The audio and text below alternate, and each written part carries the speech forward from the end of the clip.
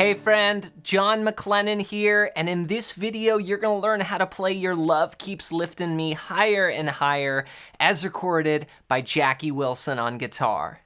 Now this song is really all based around just one repeating chord progression that ramps up through the whole song. I'm going to show you the chords you need and how to strum it, and make sure you stay till the end because I'll even show you some more variations that you can use as you jam through the whole thing.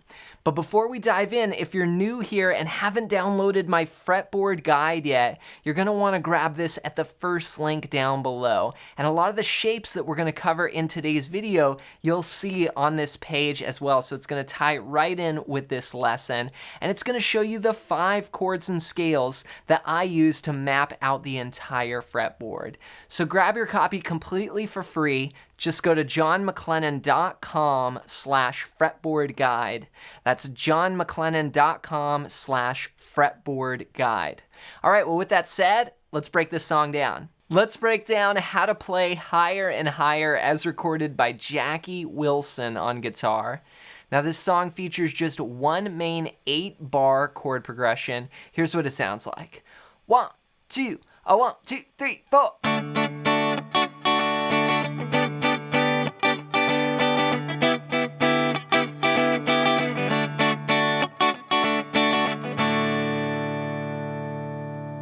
So that's one time through the chord progression there, and we're going to use 3 chords for this progression. Let me show you those first. The first chord is a D chord, and we're going to play this from the 4th string down, just your typical D, open, 2, 3, 2. From there, we're going to move to a G with a D in the bass. And that's going to be played like this from the 4th string down. Open, then we'll grab the note B there on the 4th fret of the 3rd string.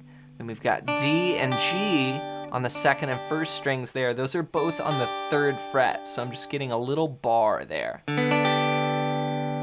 That's a G chord with a D in the bass. And as we move through these chords, we're going to keep this D as our bass note. So we start on a D, then we go to G over D. Then we're going to go to E minor over D, and then return back to D. So this E minor over D, if you know your D minor chord, you would just move that up 2 frets. Again, I'm playing primarily from the 4th string down here. Open, 4, 5, 3. Those notes are D, B, E, G. And then back to D. So it starts on D and it ends on D. We're going to go D to G over D, E minor over D, and then back to D. Now each chord is going to last 2 bars. We have a pretty brisk tempo here. We're going to count a 1, 2, 3, 4, 1, 2, 3, 4, then change to the next chord.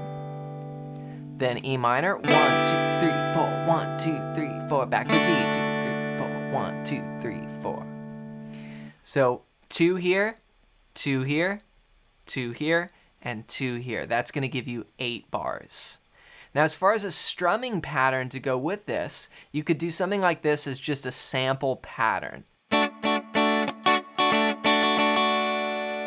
This is a 2-bar pattern here, and I'm going to start out with just down strums on quarter notes. I'm going to go 1, 2, 3, and then on beat 4, I'm going to actually release the pressure of the chord, just mute the strings, and then on the and of 4, I'll strum the chord with an up strum and fret the notes here. So 1, 2, 3, 4, and. 1, 2, 3, 4, and. Now, these first quarter notes are kind of staccato, right? So 1, 2, 3, 4, and. Then in bar 2, we'll go 1 and 2, 3 and 4, and. That's resting on the downbeat, then up, down, down, up, down, up. 1 and 2, 3 and 4, and. So all together it's gonna go down, down, down, mute, up, rest, up, down, down, up, down, up. So in time, 1, 2, 3, 4, and 1, and 2, 3, and 4, and 1, 2, 3, 4, and 1, and 2, 3, and 4, and up to speed.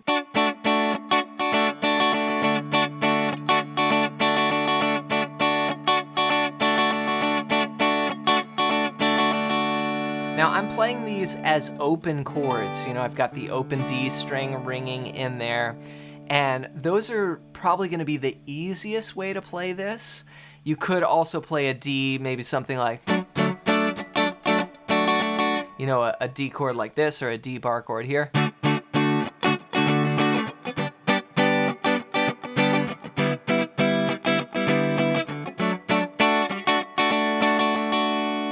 And that would just get a little bit more of a muted sound, or you can go with the open,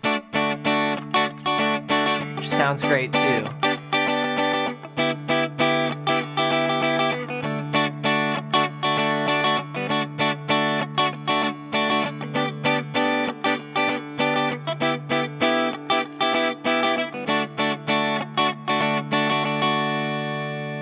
So that's it. You just play that for the whole song. Now, later in the song, you might want to build the energy a little bit more, and you can do some cool variations here. You could take those chords and do what I call inverting them up the neck, and that would sound like this. Instead of being down here, it's gonna go.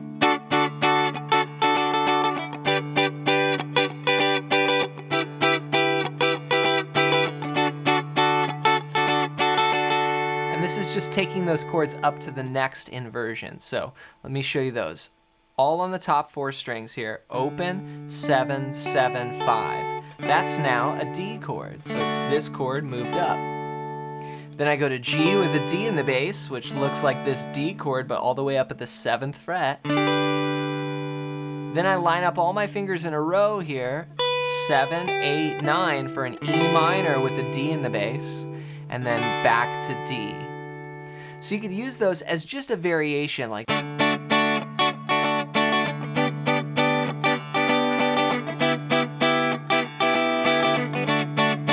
the variation.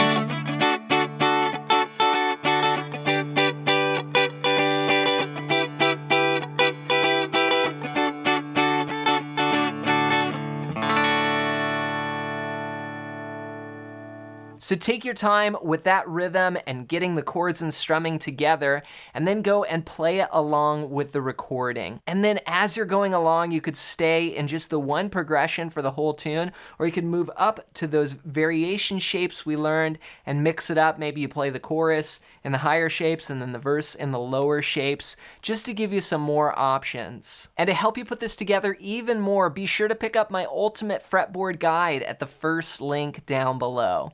And this is going to show you the 5 chords and scales that I use to map out the entire fretboard. And you'll see a lot of these shapes that we covered today on this page. So it's going to tie right in with this lesson.